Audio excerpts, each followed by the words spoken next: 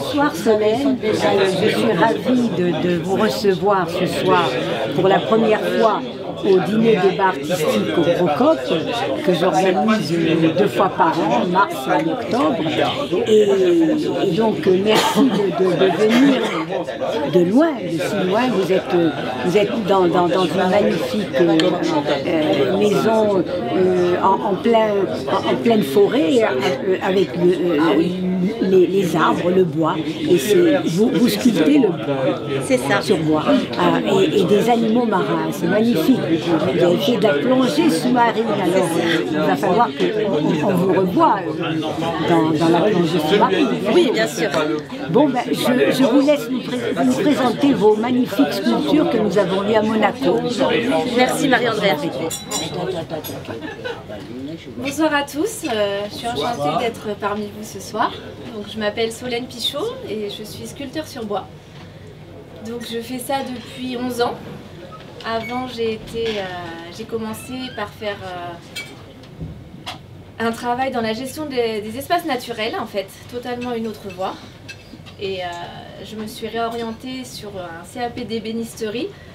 J'ai eu la chance de rencontrer un passionné de sculpture qui m'a initiée à la sculpture à ce moment-là et qui m'a permis de passer le CAP en candidat libre parce qu'étant une femme et étant âgée, entre guillemets, de 22 ans après une réorientation, j'avais pas trouvé de patron qui acceptait de m'enseigner. Donc lui il m'a appris et au bout d'1 an il m'a dit allez passe le CAP, donc je l'ai passé, je l'ai obtenu plutôt bien, donc il était ravi et mes parents aussi puisqu'à la base ils étaient contre l'idée que je fasse un métier manuel. Voilà, donc le bois est un élément qui me parle beaucoup. Mon grand-père travaillait le bois, il a enseigné à mes 3 frères aînés, mais pas à moi. Pourquoi? Oui. Parce que j'étais une fille. Voilà. Et que... Ah, quelle horreur. Non, il l'a pas dit comme ça, mais dans sa... Macho, alors. Non, pas du tout. Il était adorable. Mais il a pas pensé que ça m'intéresserait en fait. Ah, j'étais voilà. là. Non, moi j'aimerais bien. Mais en fait, j'étais la plus jeune et du coup, il a enseigné à mes frères. Après, lui-même était assez âgé, du coup. Mais J'ai c'est pas eu vous la chance. qui aboutissez. Voilà, du coup, c'est moi qui fais ça. Et donc voilà, j'habite en Dordogne, donc c'est là que je trouve toute ma matière première. J'habite, comme l'a dit Marie-André, j'habite dans la forêt. Donc c'est que des bois que je trouve chez moi et que j'ai envie de mettre en valeur parce qu'on a des richesses dans nos forêts qui sont inconnues. Quelles essences de bois vous travaillez le plus? Le plus, de tout un peu de tout, mais le plus le noyer, l'érable, le châtaignier. Donc c'est vrai que je préfère les bois qui ont un grain plus régulier, l'érable est particulièrement beau, l'orme, le frêne, mais le frêne est très dur au niveau physique. Le chêne aussi, très faut taper dedans. Ça m'est arrivé, mais pas trop, c'est dur aussi. Voilà, les bois durs, c'est vrai que je suis une fille, donc j'ai quand même quelques contraintes. Et vous aimez favoriser la tendresse. Pas que, j'espère faire partager la beauté en tout cas de nos bois locaux. Donc voilà, je sculpte beaucoup des animaux marins majoritairement parce que je fais de la plongée sous-marine depuis que j'ai pu en faire.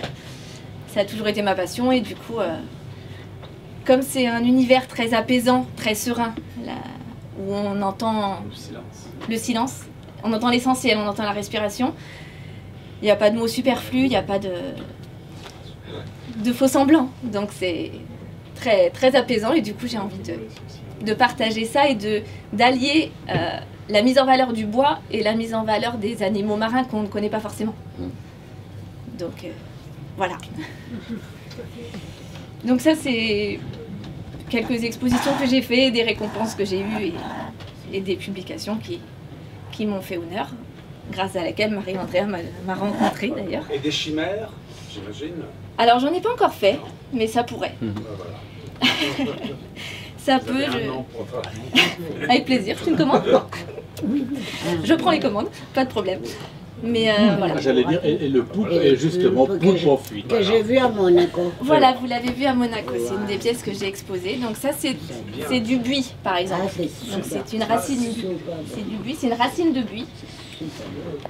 Et on ne pouvait pas faire plus local parce qu'il était à 3 mètres de ma porte, donc c'est nous qui l'avons arraché. Et du coup, il fait 90 cm de long par 90 cm de haut. C'est vraiment... Il avait au moins 200 ans le buis, je pense. Il devait avoir l'âge de la maison. Et du bois flotté? J'en ai jamais travaillé. En fait, le bois flotté, vu qu'il a trempé dans l'eau, en fait, il perd un peu sa couleur.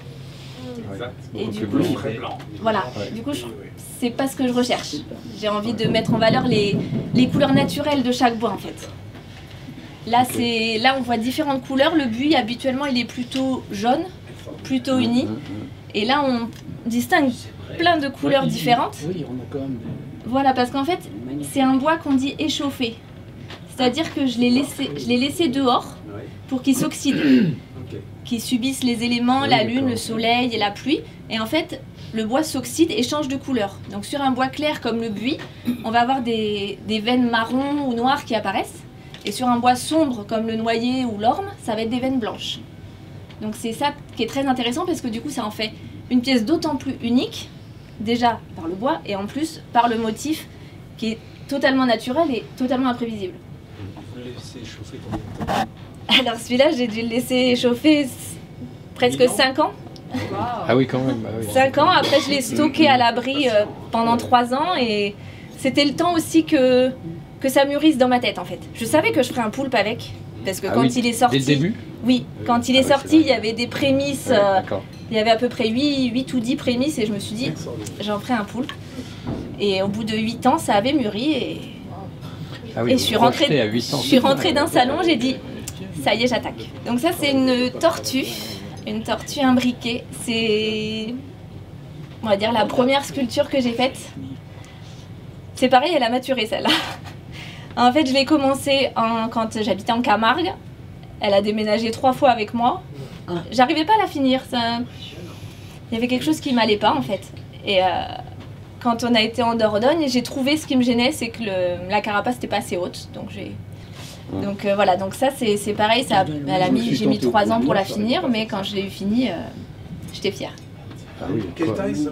Elle fait 80 cm de long par 60 cm de large. Oui, elle est presque à taille réelle. Et donc la tortue imbriquée, en plus, c'est une espèce en voie de disparition. On l'a fait réapparaître. J'essaye. Ça, c'est une raie en noyer. Ah, j'adore.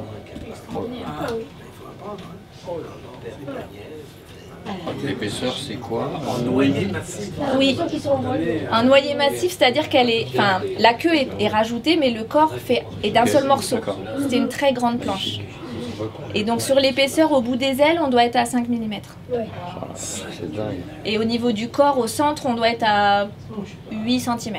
Et donc dans l'épaisseur du bois, en fait, je creuse pour obtenir les courbes et créer du mouvement. Celle-ci, j'ai dû mettre 3 semaines à la faire. 3 semaines. Et vous travaillez plusieurs sculptures en même temps? Non. Ou alors, non, vous en faites une et vous allez jusqu'au bout? Oui, parce qu'en D'accord. fait, comme je fais des recherches sur l'animal avant, Ouais. Ah oui, ok. pour l'avoir dans l'œil, si je fais plusieurs animaux en même temps, ça risque de créer une chimère. D'accord. Ouais, c'est énorme. Quels sont vos ustensiles? Alors, ça part de la tronçonneuse et on finit avec après tronçonneuse. Après, j'ai une meuleuse avec un disque exprès pour le bois. Ensuite, j'ai les gouges et le burin, la râpe, le papier de verre et la cire. Mes pièces sont cirées. Ponceuse et le génie. Non, pas de ponceuse, parce qu'en fait, Très artiste. les ponceuses, en fait, ça va dégrossir le travail, bien sûr, mais ça crée des facettes. On n'arrive pas à avoir une belle courbe, en fait. Ah oui, ok. Il n'y a que le bras qui permet d'avoir une courbe qui me plaise, en tout cas, et la gouge. Donc voilà, ça c'est un exemple de stand que je fais. Donc il y a différents animaux, il y a des choses comme les raies très aériennes ou le poulpe, et il y a des choses plus figuratives comme les manchots ou un bébé hippopotame, une orque. Voilà. C'est beaucoup des animaux marins, mais ça m'est arrivé aussi de faire autre chose que de l'animalier. Là, c'était à Toulouse. En fait, je vais un peu partout, parce qu'en Dordogne, c'est pas très porteur pour l'art, on va dire. C'est un peu rural et du coup, je voyage dans toute la France et parfois même sur les pays frontaliers comme le Luxembourg ou la Suisse pour essayer de faire connaître mon travail. C'est un diaporama. Mais là, par exemple, c'est une murène en fait, une murène ruban. Donc, faut imaginer que de là à là, il y a 1,75 m et c'est un seul morceau de bois. Il n'y a pas d'assemblage. Oh, c'est énorme.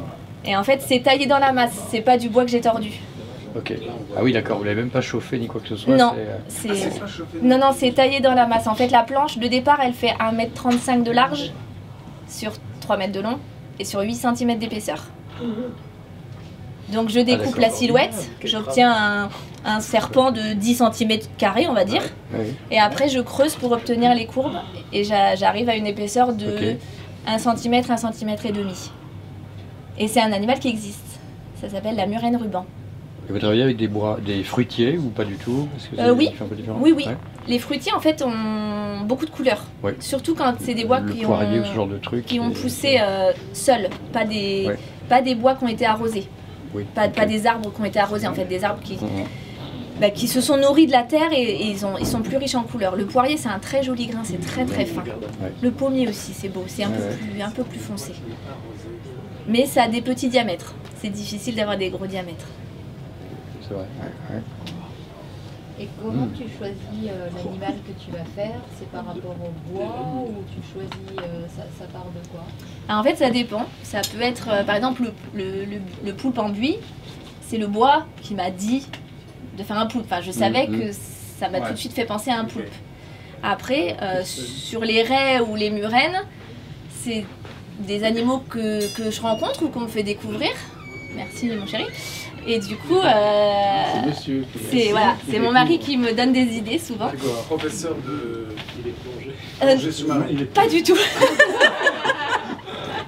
Mais je travaille quand même dans l'environnement. Voilà. Et du coup, voilà, il s'y connaît quand même beaucoup. Et du coup, il me fait découvrir parfois des animaux tels la murène ruban. Et du coup, là, j'ai cherché le bois en conséquence, en fait. Ça... Vous imaginez le bois qui peut aller... Oui, c'est ça.